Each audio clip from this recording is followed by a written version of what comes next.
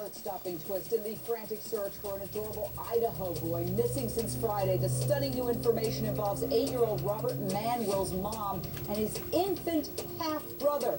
Turns out the infant was removed from the mother's custody by the state. More on that in just a moment.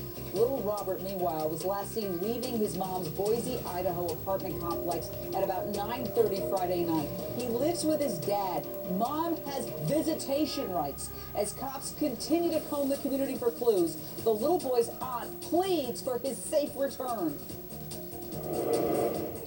This is Robert's bear that has always been close to his heart, and our family would love to reunite them together.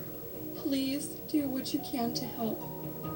Why is the aunt talking? Where is the missing boy's mom? The Idaho Statesman newspaper says the mom is on probation for fracturing the skull of the missing boy's infant half-brother. The paper says mom, Melissa Scott Jenkins, pleaded guilty in March to a misdemeanor charge of injury to a child after that incident. The skull fracture last October. Also, the mom's boyfriend has been convicted of battery. And the missing child's dad has already lost a 4-year-old son, stabbed to death in 1993 by his first wife. The paper says the family won't comment. Police say there's no evidence of foul play in little Robert's disappearance, and the family is cooperating fully. What do you think?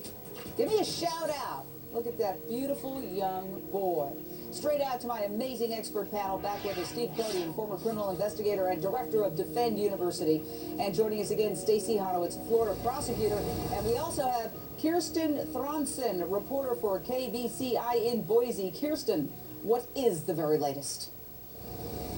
Tonight, the search is wrapping up here with still no sign of the missing Robert Manwill. Earlier today at a press conference held by police, they put out the call again. They're looking for up to 1,000 volunteers to come here on Friday and canvass this area for any sign of Robert. Right now, they've been sort of searching a 1.5-mile radius around Robert's mom's apartment. That is where he was last seen on Friday, on Monday. But on Friday, they plan to expand that search, make it even larger, and hit up areas that haven't been searched yet in this case. Now, police continue to say right now there's no suspects, there's no persons of interest, and there's no evidence of foul play. But Robert is considered an endangered missing child. Police say that's because of his age and the length of time, 5 days now, that he has been missing. Now, we also asked police, could he have gone somewhere else? And police say evidence indicates they believe Robert's still in this area. You might want to know, okay, so what is that evidence? Well, we tried to ask police. They're being very tight-lipped about that, but they say that's why they're continuing just to focus on this search right in this Boise area and around his mom's apartment complex. Well, Steve, thank you so much. Excellent update. Steve Cardian, how would authorities know to believe that this young boy is still in the area? I mean, that's, to me, very perplexing that they could reach that conclusion. I don't know how they've reached that conclusion, Jane, but they're doing a good job. Authorities, they have the National Guard involved, they have the FBI, they're doing spot checks, they have a special crew that's going to go into the rough terrain. But there's 3 things that concern me here. Number 1, we're beyond that critical 72-hour period in which the boy's going missing. Number 2, he vanished out of thin air. And number 3, the criminal history and background of the people that he was staying with. Yeah, and let's go into that a little bit more and get Stacey Honowitz, the Florida prosecutor's reaction to this. Robert Manwill has been missing, as we've been saying, since Friday night. As the clock ticks on, the aunt has been the public face of this family. Listen to her. Just want to again say that we are a united family.